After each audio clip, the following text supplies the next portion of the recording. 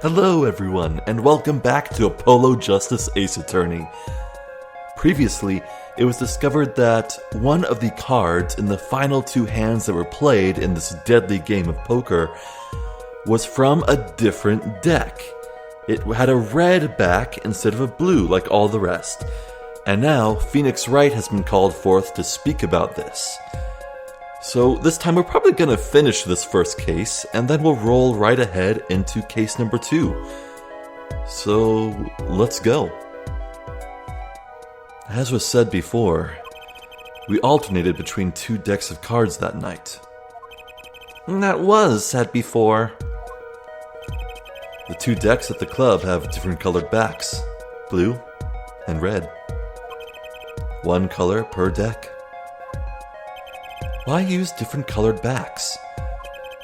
If we use the same color, the 2 decks might get mixed. You used different colors and they still got mixed up. We used the red deck for the last game. What? But there was only 1 red color in that final hand. I see, but that's odd. For some reason, I have this impression that you were using the blue cards. Yeah, me too. I'm sure someone said something about blue cards. Whatever.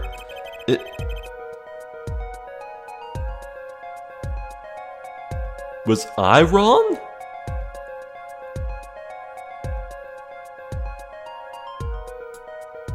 Hello?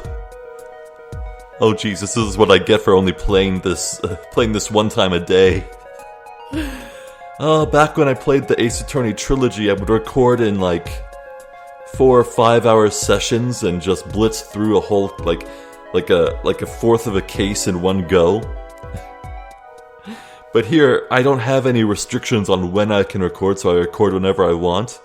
And doing 1 video a day is kind of leaving me missing a few details. That's not good. Anyway. Whatever. In the end, 1 card of the wrong color got into the mix. Which means there was cheating. Yes, a card slipped into the deck would seem to indicate cheating. Yet, this card raises 2 serious questions. Apollo? Yes? Let's consider the first question, shall we? Think, in the last game, when was the card swapped? When? There are 3 broad possibilities here. It could have been swapped before the murder, during the murder, or after the murder. Well, yeah, thanks for the news bulletin, Mr. Wright. Of course it was swapped. Oh? It might be as simple as you think, Mr. Payne. Or it might not be. I'd like to hear what Apollo thinks first.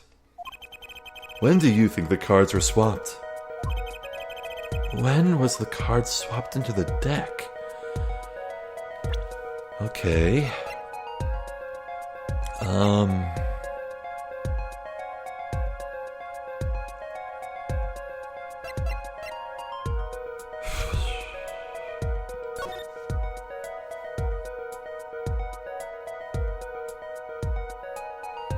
Yeah, see, the top of that pile there is blue. Was Phoenix lying? No. Phoenix wouldn't lie.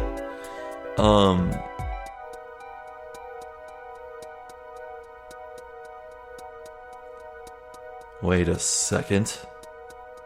Wait 1 goddamn second.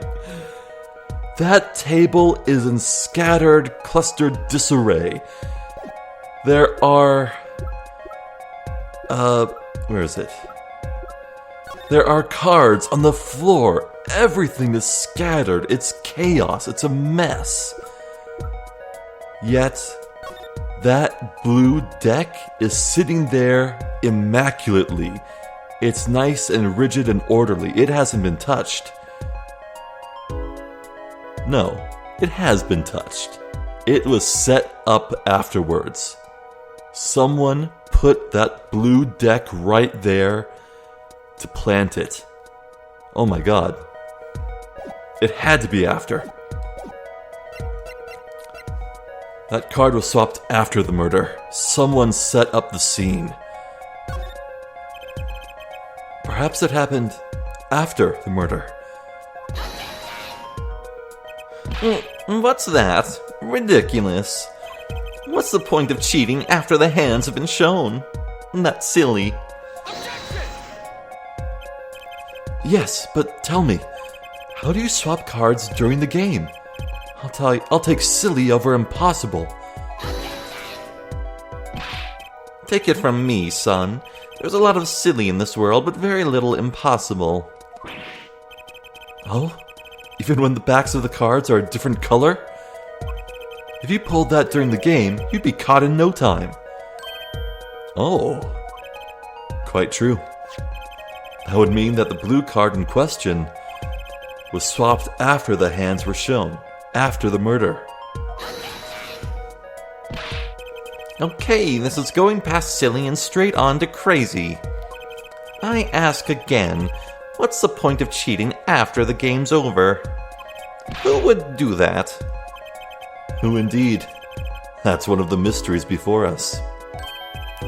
There's another? Yes, a simple yet decisive question must be asked. Who swapped the red card for the blue card? Who? The game and the murder is done.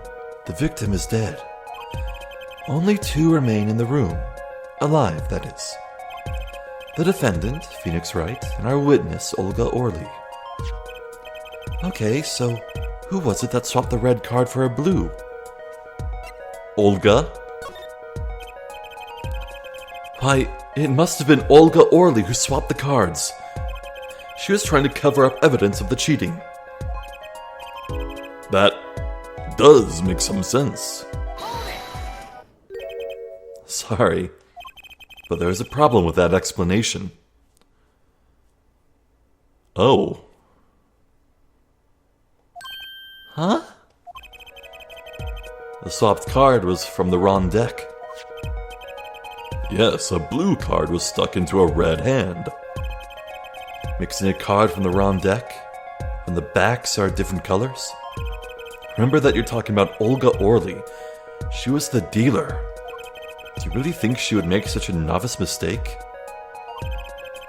Actually, I have trouble imagining even the judge making that mistake. Give it a little more thought, Apollo. Right. Okay, so who was it that swapped the red card for a blue?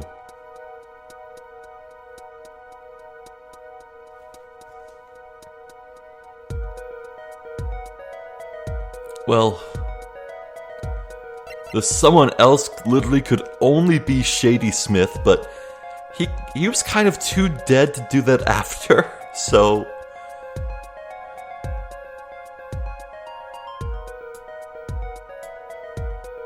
Is the answer really Phoenix Wright? I don't want to believe that.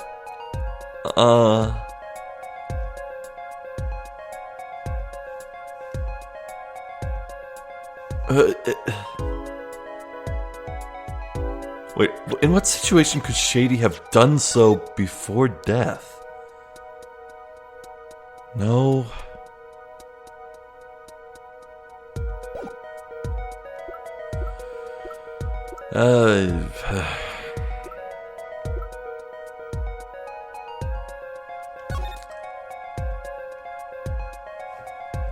This is Smith's hand. The card that was replaced was a king. It was the King of Diamonds.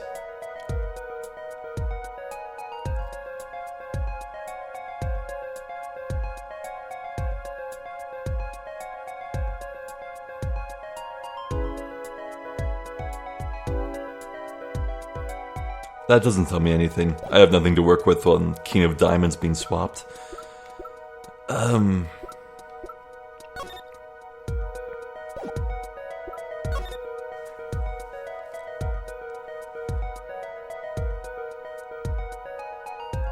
Well, shoot. If it wasn't Olga, it had to be Phoenix.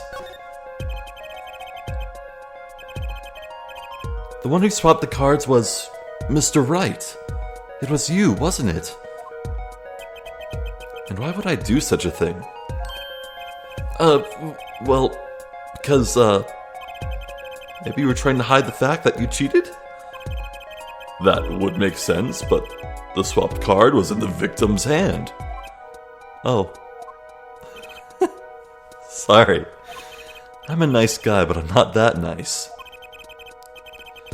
Come to think of it, he would lack a motive for helping his opponent win.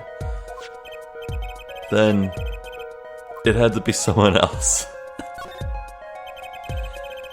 The one who swapped the card wasn't Mr. Right, of course. And, well, it doesn't seem like it could have been Olga Orly either. What are you suggesting? That's hardly a logical conclusion, I'll admit. As a defense, I think it only makes sense for you to name Miss Orly at this point. Yes, I know. But she was the one who dealt the cards, right? I just can't believe she would make the mistake of swapping the wrong color card. And if the card was swapped during the game, it'd be obvious.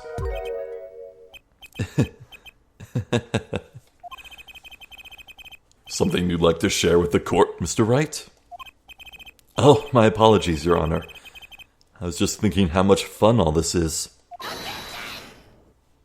Fun? How about confusing? I have no idea what the defense is claiming, Your Honor.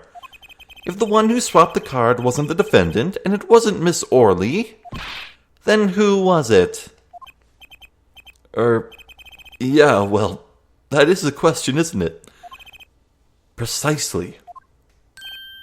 Huh? I believe we're about to see this case take a new direction. A new direction?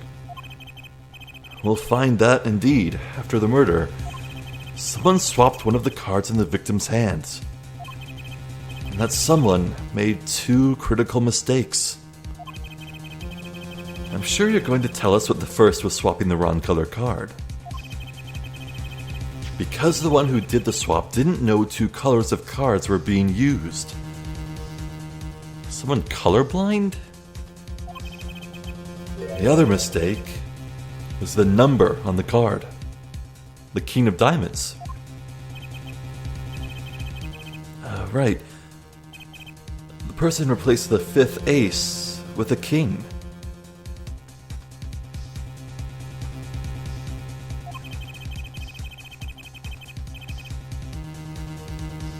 I'm sure whoever swapped it wasn't expecting there to be a fifth ace after all.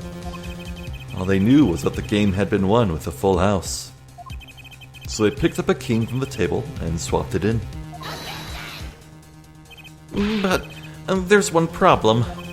According to our case record, this person doesn't exist. True, not until now. But you have to admit the possibility of a fourth person. Though it's more than a possibility.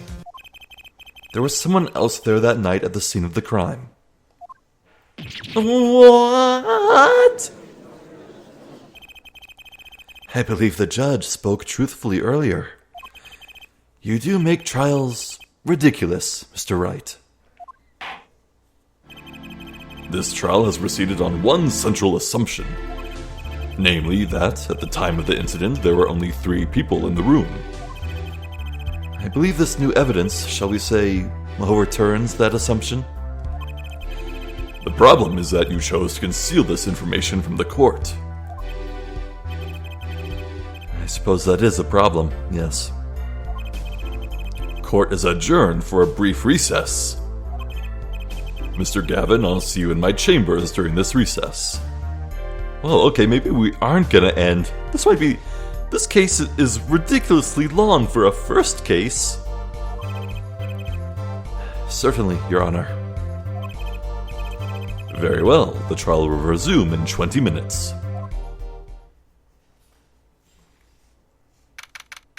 April 20th. 11:52 a.m. That was quite Unexpected, Mr. Wright. To suddenly claim there was another person at the scene of the crime like that. I must ask, is it the truth? Well now, I think you would know the answer to that.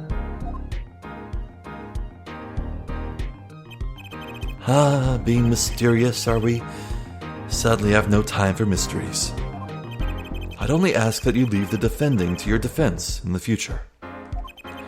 Otherwise, I cannot guarantee the outcome. I see you haven't mellowed out one bit, Kristoph. Justice. Yes, sir. The judge has summoned me to his chambers, so carry on without me. You did well, Apollo. Can I ask you something? Sure. That locket you wear, is that really yours, Mr. Wright? You're wondering about the victim's disappearing locket. Here, you can take a look at it. It's a picture of my daughter in there. Is that a top hat? Okay, that design was too complex to just be a throwaway design. We're gonna meet her later. Wow. Okay, I'm just surprised to hear you had a daughter. Most people are. Perhaps you'll meet her one of these days. Maybe. Okay, so if Emma Skye is the gumshoe of this game, maybe Phoenix's daughter is the Mia, or Maya, rather. Sorry, I still get those twins mixed up sometimes. One more question. The one who cheated that night, was it you? What do you think? Huh? You know what happened 7 years ago. What I did. No? It's not unreasonable for you to think I might cheat. What? I never, honest, but it is odd that he managed to go undefeated for 7 whole years. Want to know something? There's only one game where you can be dealt bad cards all night and still win. Poker. Huh? You see, poker is all about reading your opponent. And that way, it's a lot like a court case. Poker is like trial law. Figure out what your opponent is thinking, and you win. Well, yeah, but that's harder than it sounds. I think not.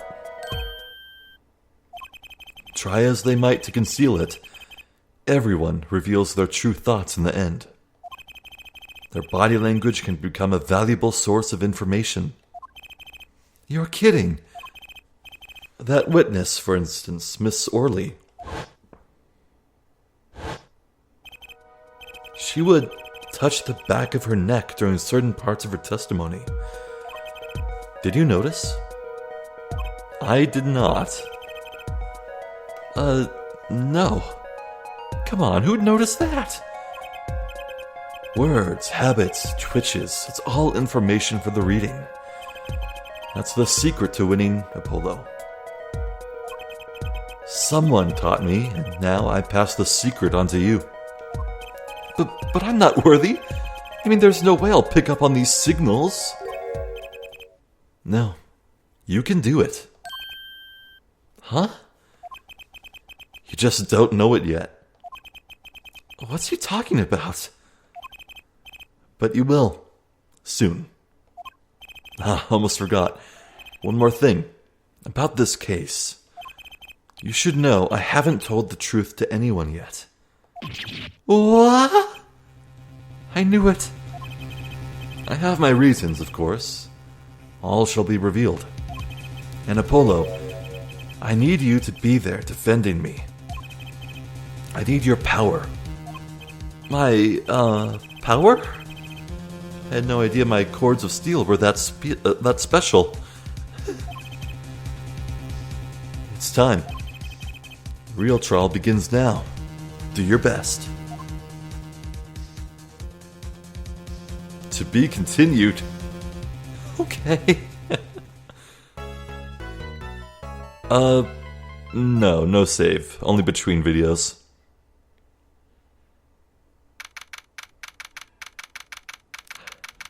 Till 14 p.m.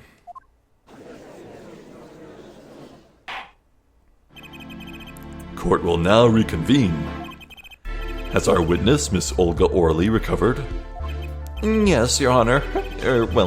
She's regained consciousness. Perhaps we can hear her version of the events again. That's the thing. You see, she's quite fatigued. You're looking a bit fatigued yourself, Mr. Payne. Sadly, fatigue is insufficient grounds for refusing to testify or prosecute. The defense would like to request that Miss Orley take the stand. Very well. The witness will take the stand.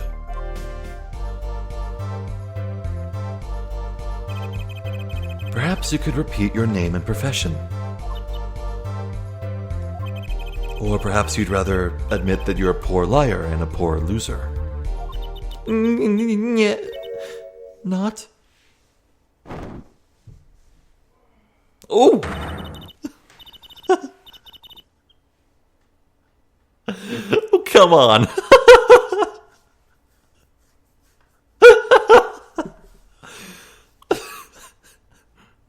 So it's all just an act. Okay, fine. This is ridiculous. Name's Olga Orley. That's the truth. I'm a pro dealer. People call me Olga Quick Fingers Orley. Oh, really? Oh, really? Want to know something else? I'm not really Russian, and my last name sounds like oh, really. Yeah. There, that's the truth. I hope you're satisfied. Witness, you will tell the court what you were really up to that night. Fine, I'll talk. We had a plan, see? Let me remind you that you are currently under oath. Any further fabrications will have serious consequences. Fine. Like I said, I'm a pro. That guy, Smith, hired me to do what I do best. I was planted at the Borscht Bowl Club several days prior to the night of the game. As a waitress. So you were in cahoots with the victim. Not that he needed my help. Smith is a well-known poker player in some circles. But winning wasn't the main purpose of the game. It was about destroying a legend, the unbeatable Phoenix Wright. The plan was simple. Elegant, really. You see, we set up a trap of sorts. I was to plant a card in Wright's pocket beforehand, and then deal 5 aces during one of the games.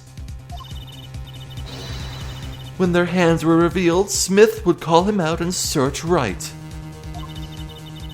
He would then pull out the planted card and the trap would snap shut. You swapped the cards. Exposed as a cheater and losing on top of it, it would have made a great double play. Just like that, the legend would be dashed to pieces. Indeed. Getting caught red-handed at cheating would cast doubt on all his prior wins. A 7-year legend destroyed by one little card. That was the plan. Oh, really, Orley? How droll. But it appears you made quite the mistake. A mistake? I agree, the trap was elegant. Yet, what happened to that planted card? Hey, that's right. He's lucky, I'll give him that. You'd have to be to slip free from the trap laid by Olga Quick Fingers Orley. Oh, really? The witness would be much cuter if she dispensed with the evil mastermind shtick. Cute? Who wants to be cute? I'm not cute. I'm bad, you hear me? Bad. Okay, that's cute.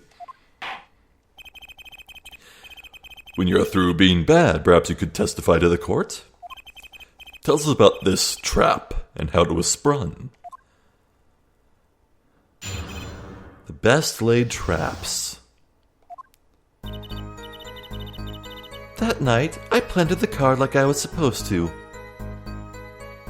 Well, now I'm super noticing her body language, and she's looking down into the right for her. Okay. And Wright lost the last hand, just like he was supposed to. Then Smith searched him.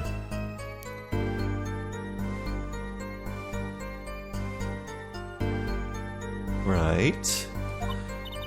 But the planted card was gone. The trap failed. The next moment, Wright picked up a bottle and swung it. Well, there's that hand on the back of the head. It wasn't me who hit Smith. It was that no-good cheating defendant. Well, Wright wasn't the one who was cheating, was he?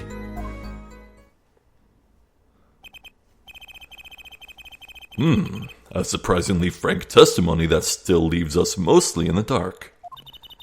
The trap was perfect, I tell you, perfect! If that rotten cheater hadn't messed it up. Look who's talking. Well, the testimony, for what it's worth, is all yours, Mr. Justice. With witnesses like her, who needs criminals? And with defendants like Mr. Wright, who needs prosecutors? The best laid traps.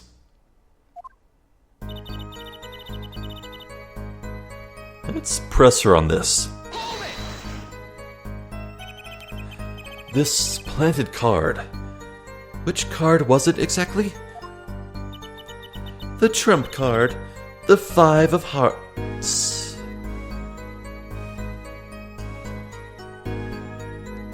The fives aren't in play at all in the final 2 hands, so... Let me guess. Mr. Wright was to have switched the 5 with the ace to make a full house. What?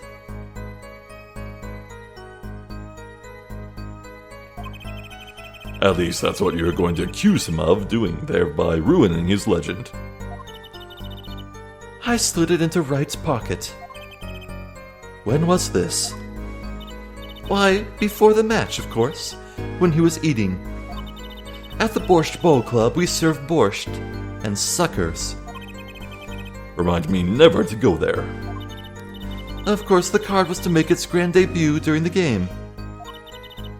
Like a good borscht, a good plot must be cooked up early and allowed to thicken. And Wright lost the last hand just like he was supposed to. Then Smith searched him. So everything went according to plan. Exactly. The 5th ace came up, so it's obvious the switch went off without a hitch. Once the extra card was found in his pocket, Wright would be forever known as a cheat and a fraud.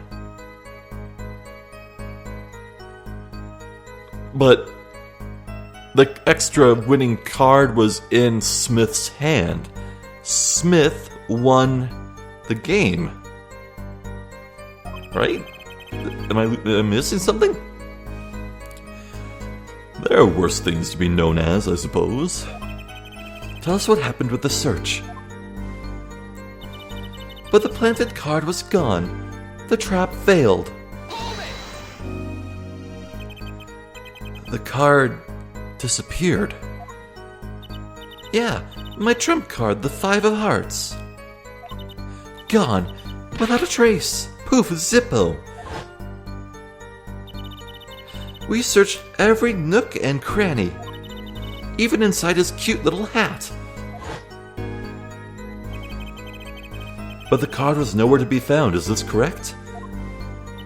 Never in my long storied career, never has Quick Fingers Orley been so readily duped. Oh, really? So, what did happen to that 5 of hearts?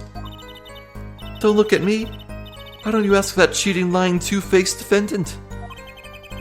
So the 5 of hearts is still missing in action. Hey, so what is that card hanging from her lapel? Is that the right word, lapel?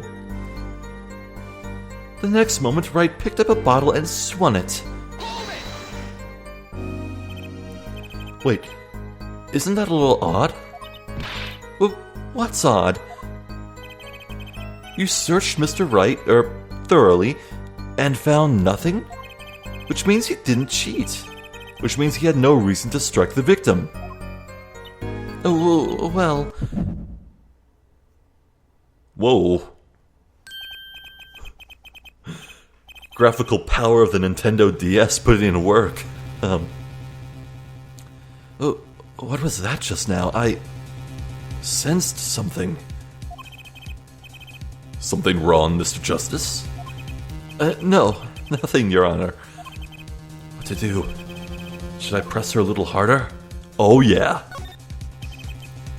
Miss Orley, you're hiding something. Oh, what are you talking about? You? Wait, that's not just a single card. What the hell is that? Me? Quick Fingers Orley? The defense will refrain from baseless accusation. I have one question for the witness, then. You say you saw the moment the defendant hit the victim. Is this true? Of course it's true. I did see it, honest. I saw it when Wright hit him. With my own eyes, I saw it. What's this weird vibe I'm getting? That witness, for instance, Miss Orley. She would touch the back of her neck during certain parts of her testimony. Did you notice? Touching her neck, was it?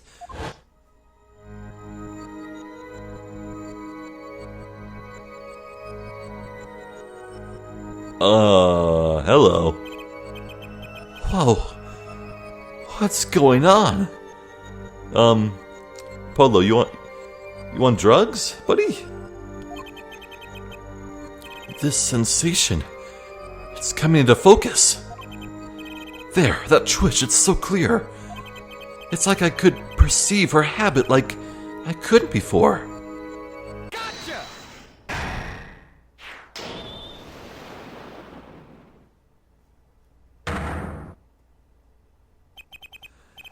Miss Orley, perhaps you are unaware of this yourself. Unaware of what? Whenever you get into a certain part of your testimony, you touch the back of your neck with your left hand. My neck? So what? What indeed, Justice? I hadn't noticed anything of the sort. When she says that part of the testimony, she's subconsciously recalling something. Her body reacts to the memory and she touches her neck. I'm sure of it. Oh.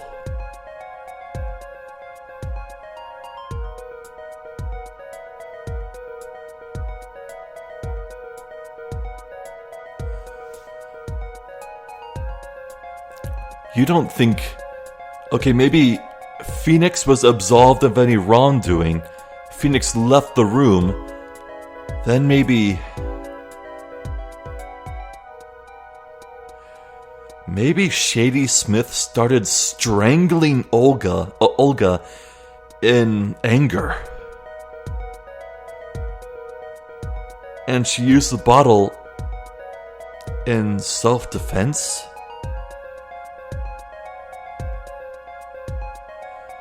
And there wouldn't be any prints on the bottle because she was wearing mittens at the time. memory? Would someone care to explain what he's babbling about? This is highly unusual, but let's ask the defense. You claim the witness is remembering something. Maybe you have evidence of this memory to show us. Her habit is scratching her neck whenever she talks about the moment of the crime. So what would remind her most of the moment of the crime? Miss Orley, whenever you recall the crime that night, you scratch your neck. I've noticed it happen when you think about the moment of the crime. There must be some reason behind this habit of yours. Oh. No, maybe the habit is about Shady's disappearing amulet. It was worn on the neck. I believe the weapon that left an inerasable impression on your neck is this. Hello?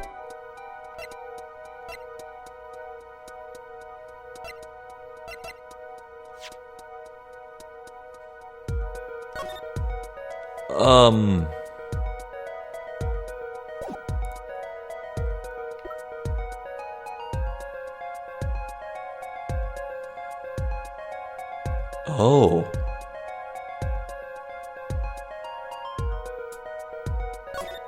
Hold up. Cell phones are held up to the head, near the neck. Was she the one who made the call?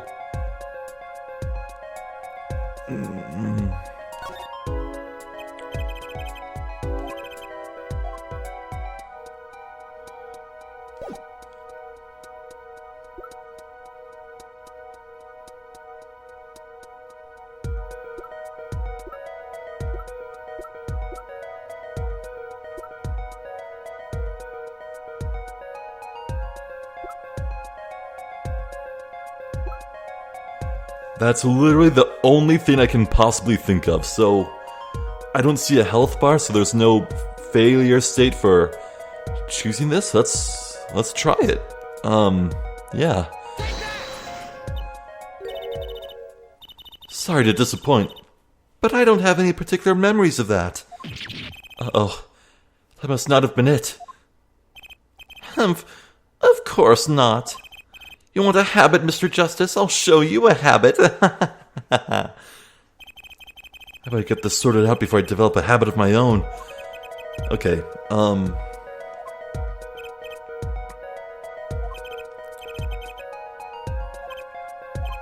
Okay, it has to be the disappearing locket.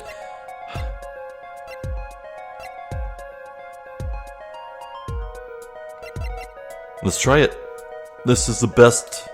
This is the one that shows the exposed neck the most. Oh. Okay.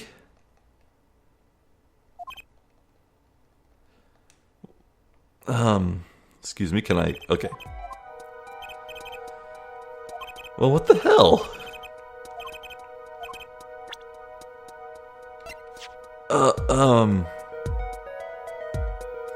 Go to the forehead.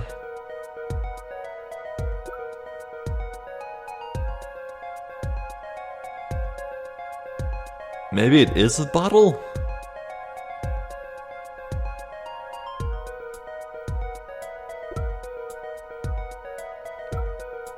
Maybe okay, maybe it really is just as straightforward as she grabbed the bottle when she was being strangled. Okay. Whenever she talks about the moment of the crime, she touches her neck. And what reminds us more of that moment than this bottle, the murder weapon? Are you telling me it's that the neck of the bottle was Oh, I don't like that. No, sir. Don't like that at all. No. Oh, no. But something doesn't fit. If you were only the witness to the crime, why would that make you touch your neck like you're in pain? What's he talking about now? It was Mr. Smith, the victim, who was hit. Not you.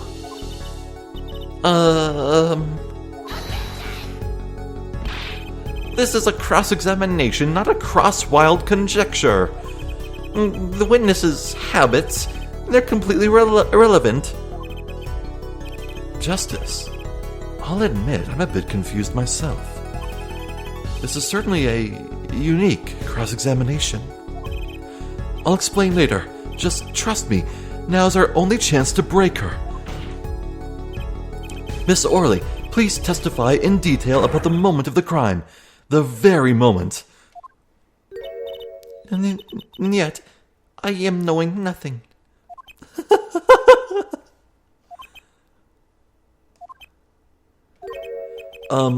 We know you're not Russian.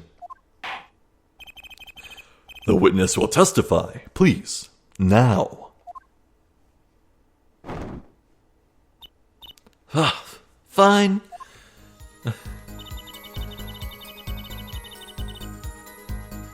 He's the one who did it. I didn't let him out of my sight until the cops got there. Uh-huh. Okay.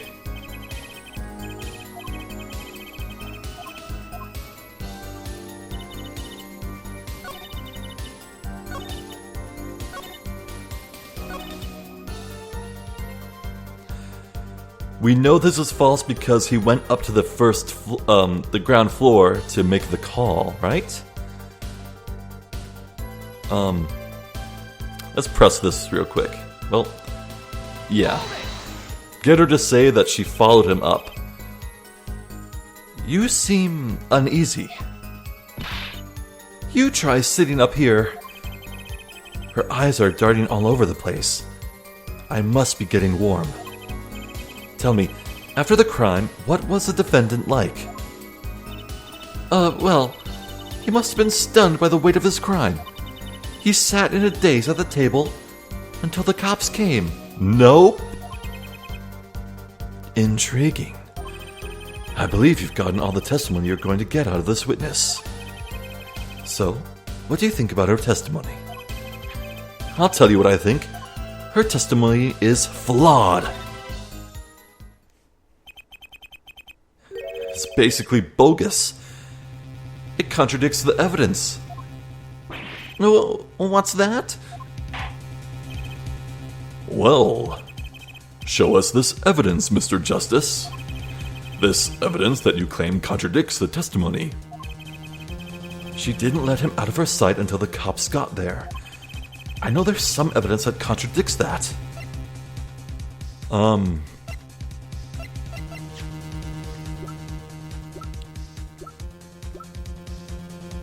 Used by the defendant to notify the police from the restaurant's first floor. Objection! I did it. Miss Orley, we have a record here that clearly contradicts what you said. It states that the police were alerted by a report from the defendant. Huh? And we know that the defendant left the room, climbed the stairs, and made the phone call from the first floor of the Borscht Bowl Club. Ugh. So, explain how you kept your eyes on the defendant when he left the room entirely. Eek! Oh, it's her camera! Okay. Solves that. The man who picked up a bottle and swung it that night wasn't the defendant.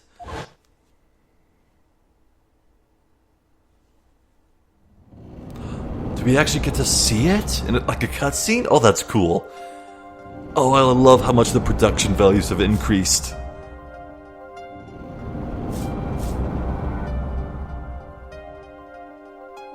Showdown time. You dirty cheat. Check his pockets now. It's gone. The card's gone. You lose. Ugh! Just then, Smith grabbed the bottle from next to right. And he hit me Her bandana. It's covering a wound, isn't it? You, some master of cheating you turned out to be. Eek! When I came to, the victim was already dead. Is that it? That's why I couldn't reveal who I really was. If it came out that I was in league with Smith, I'd be a suspect for sure.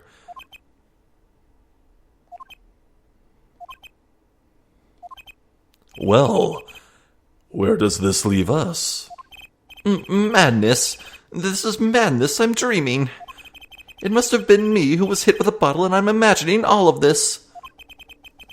It appears our prosecution is at his wit's end, and frankly, I can't blame him. Mr. Gavin, what do you think about this turn of events? Mr. Gavin, sir? I believe that, as a defense in this case, we are compelled to call Miss Orley a big, fat liar. Oh, what? 3 were in that room the night of the murder. The defendant, victim, and her. And she has a motive. A motive? Her plot foiled, the witness got into an argument with her client, Mr. Smith. And the denouement of that argument was murder. What? I'm no killer. It's a trap. Someone's trying to frame me.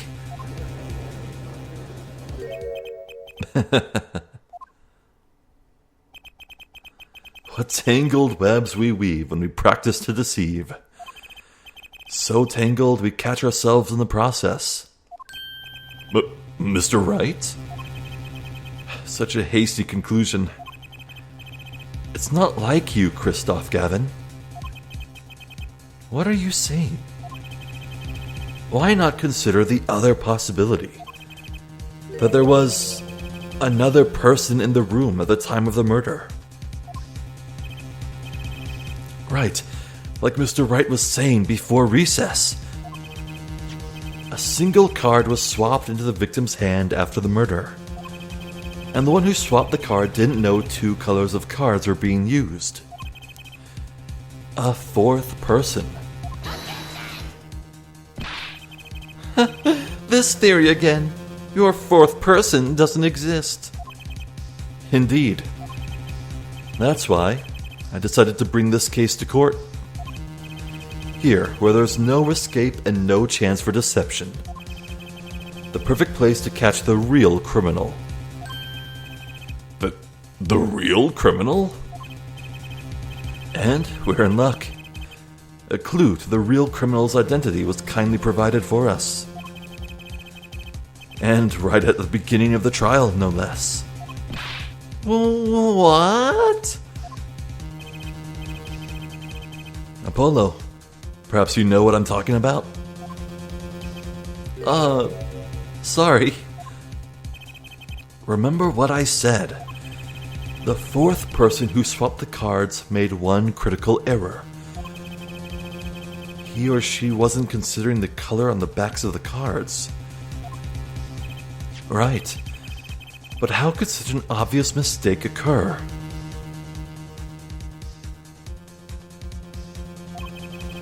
The cards used for the last game were red. Yet, there's one person here in our court who thought those cards were blue.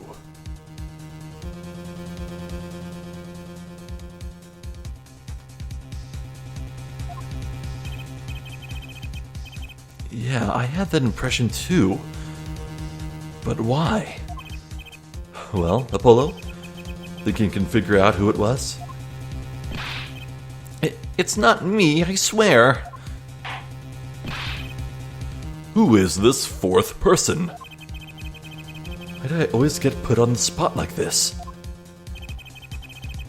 Let's hear what the defense has to say. Who was it? Who thought the cards used in the final game were blue?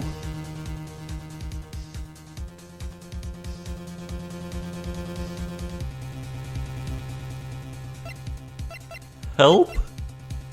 I don't know.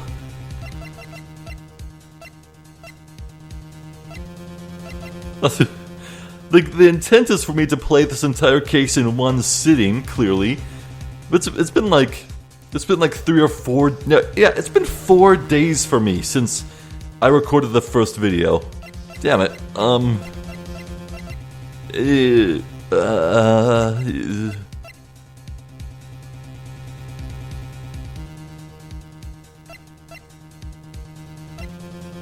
Well, if it has to be a fourth person... I mean, maybe you could say that Olga's 2 personalities count as different people, but... No, she's the dealer. Of course she wouldn't make a mistake. We've been over that. So, it's either Kristoph or Winston. I think it would be hilarious if it was Winston, so... Let's try that.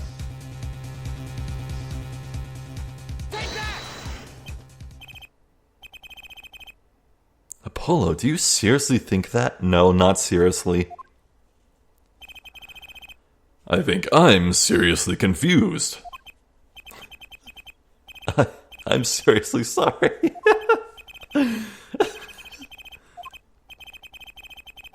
Oh. I almost missed it myself, but it doesn't do anyone any good to turn their eyes away from the truth. Does it, Kristoph?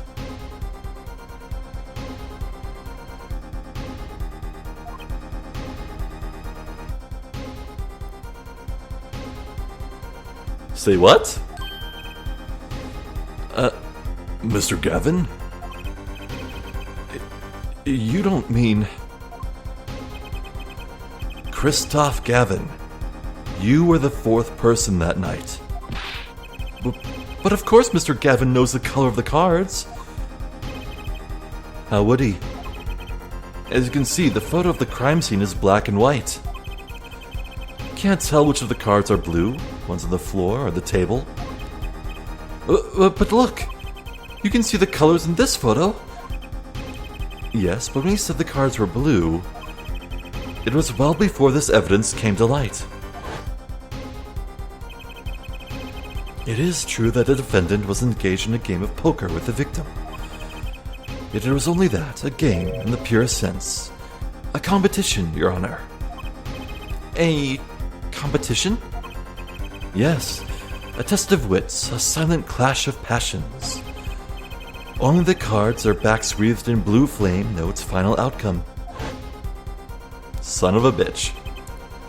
Well, Kristoph? Mr. Gavin? Mr. Gavin? Is something the matter? No, nothing. Excuse me, it was just so sudden. Right, you aren't seriously accusing me, are you? Oh, Kristoph. You know, even I'd never take a joke this far. This has gone beyond ridiculous, beyond dumb. This is insanity. The defendant accusing his defense attorney of murder. I assure you I'm quite sane. Well, what possible connection could Mr. Gavin have to the victim? I wasn't aware that I had a connection to Mr. Smith either. Yes, but Mr. Gavin and the victim have never even met. Well, what if they have? Huh? There is a possibility after all. They may have met that night before the game started. What are you suggesting? Is this the truth Mr. Wright was staying silent about? Well, only one thing to do. Mr. Wright, the defense would like to request that you testify to the court. The defense would like to request no such thing. Mr. Gavin? Testimonies must relate to the case. How could anything happening before the game of poker be related? I'm not sure I follow, Mr. Gavin. As I explained before, the defense believes that Miss Orley... Am I to assume that you speak for Mr. Justice in this? He is the defense, not you. Mr. Justice, the matter of Mr. Wright's testimony is up to you. Oh, okay. Gulp. Does the court, in your opinion, need to hear Mr. Wright's testimony? Yes. This was Mr. Wright's strategy. He was planning this all along, and I intend to see it through. The defense would like to request that Mr. Wright testify to the court. Et tu, Justice? You would betray me, your teacher? I'm sorry, Mr. Gavin. This isn't about loyalty. This is about the truth. Very well. The defendant, Mr. Wright, will take the stand, please. Holy crap.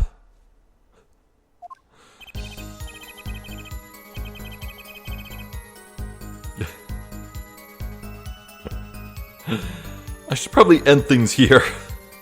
Well, screw it. It's my channel, my rules, we can just push forward. This will be an extra long video. Let's wrap up the second case here, and the first case here and now, because I don't want to start the second case at the very beginning of the next video. Yeah, okay. That evening, Kristoph and I had dinner. We sat at the table in this photograph. Shady Smith walked in 5 minutes after Kristoph left. When the trap failed, Smith hit the waitress. The girl was knocked out cold and Smith was uncontrollable. I left to call the police. When I returned, he was dead, blood streaming from a cut on his forehead. That's when I made another phone call to defense attorney Gavin. Mr. Gavin, you were at the Borscht Bowl Club the night of the murder. I dine with him rather frequently. And he talked to the defendant on the phone directly after the murder? Quite against my will. I had become involved in a murder. I thought I might be in need of a lawyer, so I called him. You were planning this all along, weren't you, Wright? Just because you wanted to drag me into your little murder trial. The only thing I want is the truth. As I did back then, and now. I thought my office was doing you a favor when we took on your defense. It appears that I was wrong. Very well. The defense may cross-examine the witness. Justice... sir, he's lying and you're going to expose him. Understood, sir. Mr. Gavin versus Mr. Wright. This can't end well. Why can't I have a normal trial?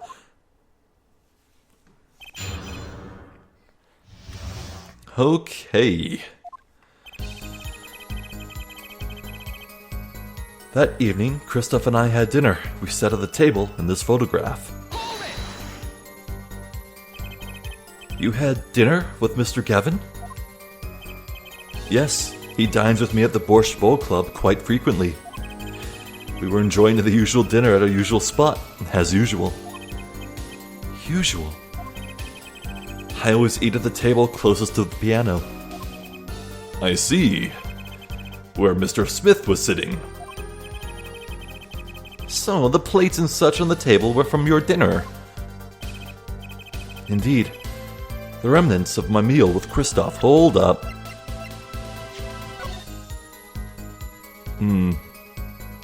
There are 2 plates on there. The bowl near Shady, and the other thing farther away from it.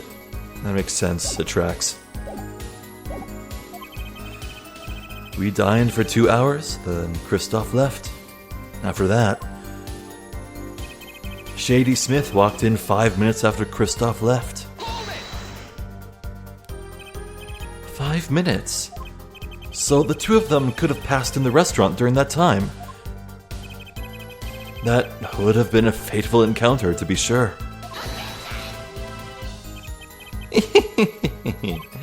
Oh, Mr. Wright, what was it you said? Kristoph, Gavin, and Shady Smith may have met? I believe I did say that.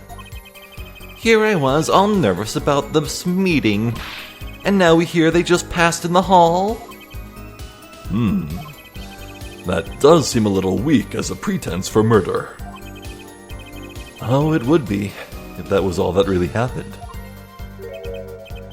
Come on, Mr. Wright. What are you hiding this time? When the trap failed, Smith hit the waitress. About this failed trap. This is the same trap that Miss Olga Orley mentioned. The plan was simple, elegant really. You see, we set up a trap of sorts. I was to plant a card in Wright's pocket beforehand, and then deal 5 aces during one of their games. When their hands were revealed, Smith would call him out and search Wright. He would then pull out the planted card and the trap would snap shut.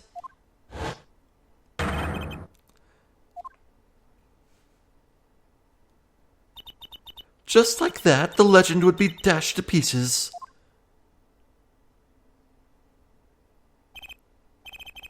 Yes, a harmless prank in essence. It was by a quirk of fate that I happened to discover it. A quirk? I happened to put my hand in my pocket and found a card. The card she planted. Yes, I snuck a peek at it and found it was the 5 of hearts. I had a feeling something might happen, so I disposed of the card before the game.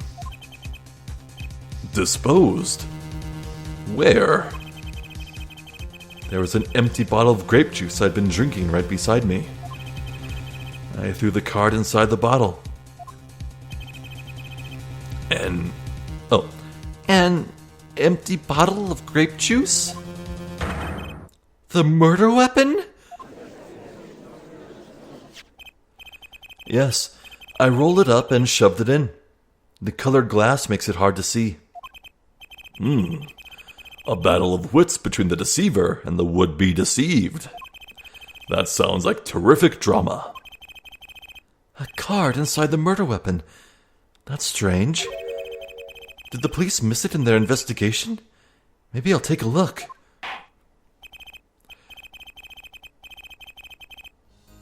Okay.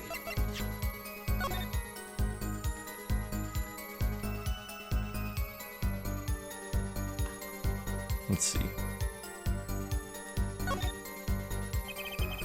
The bottle's completely empty. But if we look at the cap... No? Hello? No, nothing for the cap?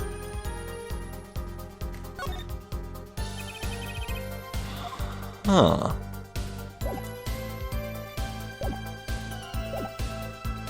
Mr. Wright, the poker head of courtroom number 3, approves of this battle of wits. Please revise your testimony with this new information. I discovered the trap during the game and disposed the card in the bottle. But it's completely empty.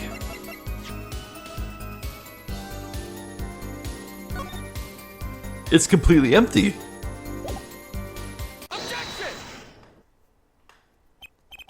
Mr. Wright, if I may? Yes?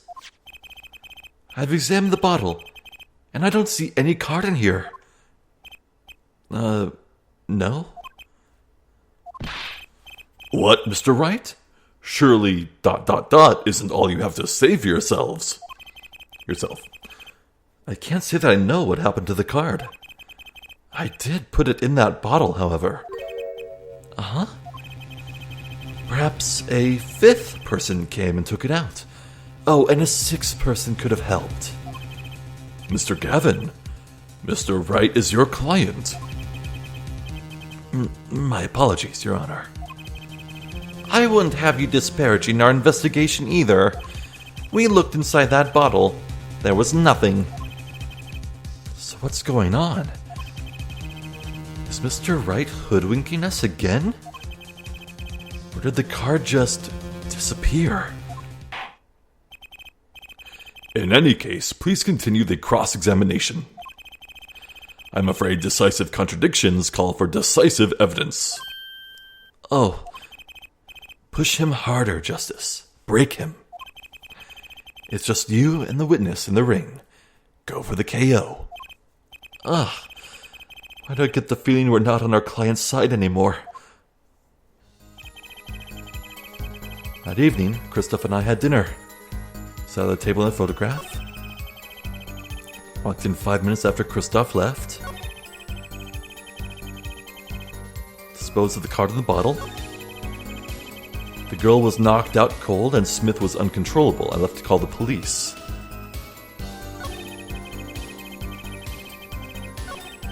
Is this Phoenix's tell?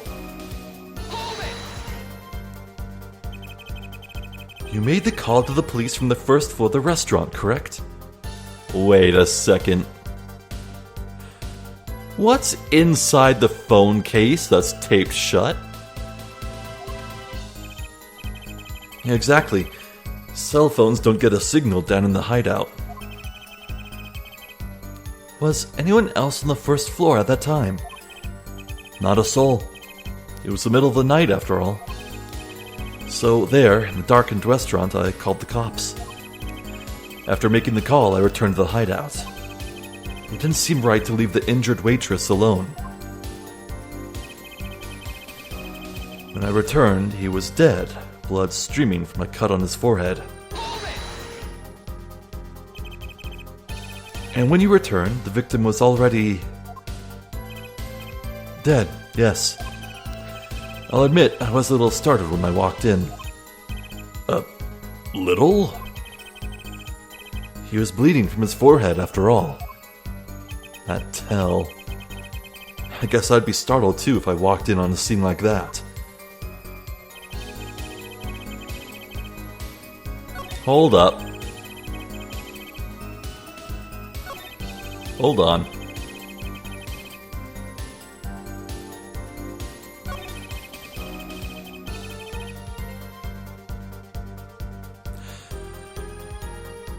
If you walked in, this is the scene you would have seen.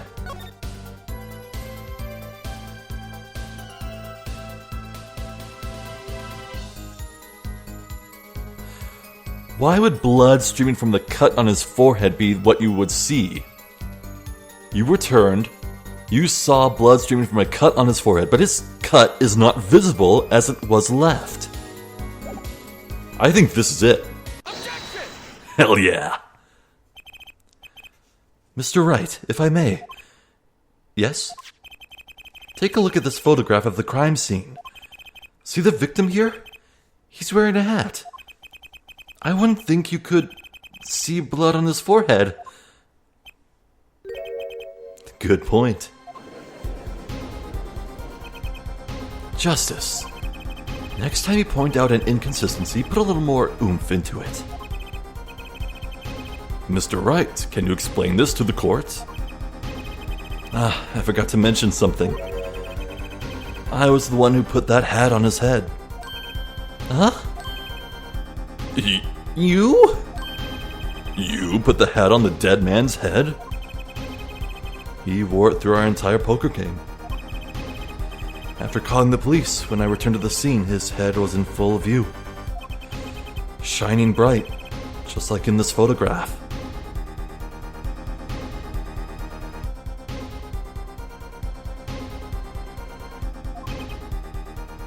And I picked his hat up off the floor and put it on his head. Why'd you do such a thing like that? All I can say is, I'm sorry. That's the only thing I touched at the crime scene. So, Miss Orley didn't see it? It being the victim's, his head?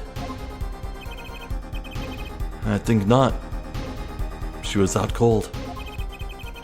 I believe I was the only one who witnessed his head. Here we go again. Mr. Gavin? Pardon. It just seems that our client is determined to lie his way through this case. Hey, he's still our client, isn't he? I believe that's enough of that. Mr. Gavin? This witness's testimony is more like a travesty. It's riddled with lies. I'm beginning to see how you came to lose your attorney's badge 7 years ago. I thought it was 2 years ago. Well, you certainly have a unique way of treating your clients, Kristoph. I never knew. I believe it was you who threw the first stone. Mr. Wright, if you intend to ever tell the truth about this case, it's now or never. Don't be misled. I haven't told a single lie here. Huh? When I noticed the trap, I put the card in the bottle to dispose of it.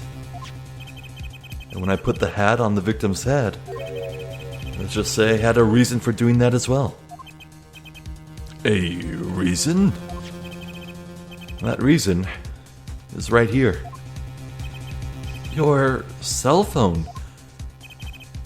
That night, recall that I spoke with defense attorney Gavin after calling the police. Just in case, I recorded our conversation. What's this?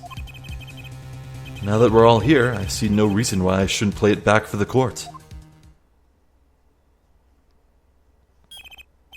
Kristoph, I seem to be in a bit of trouble. What's this? Game not going well?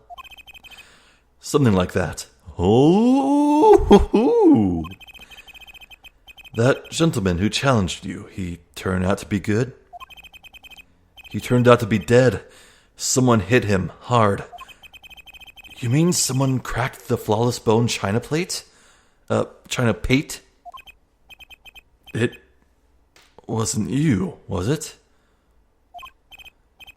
Me, please. The cops should be here any minute. I'm in your hands, should it come to that.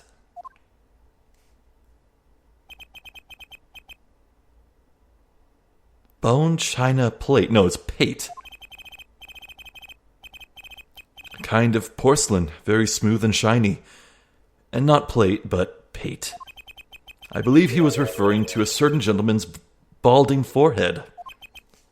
The court appreciates the defendant's discretion in not indicating my forehead.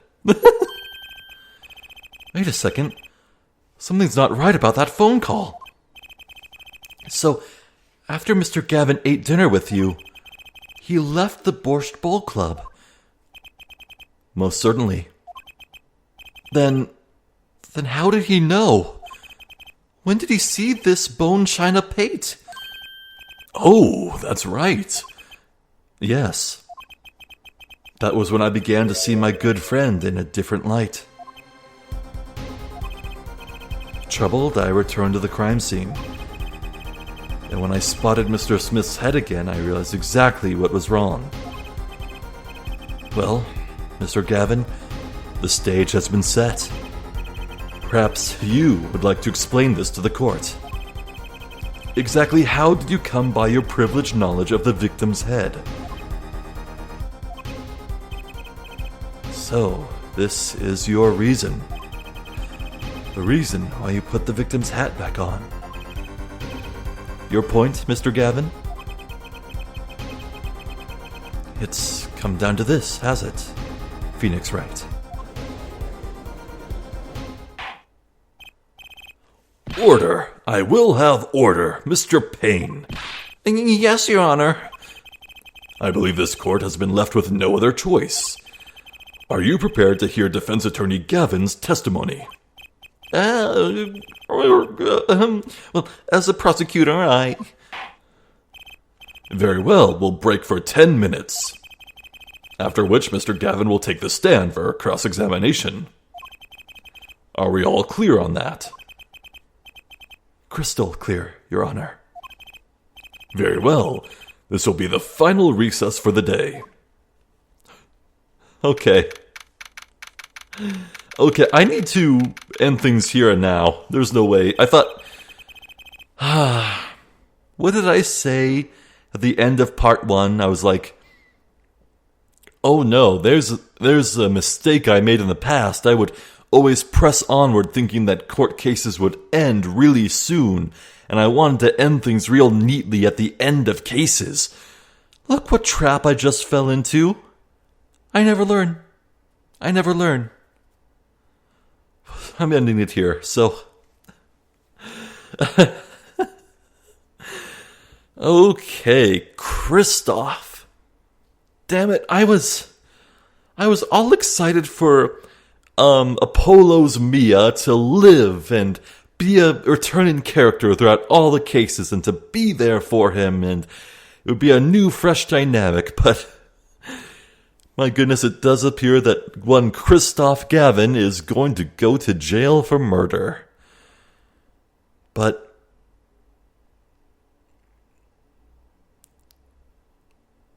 why would he do it? What is the motive? It has to stem from 7 years ago, when Phoenix lost his license.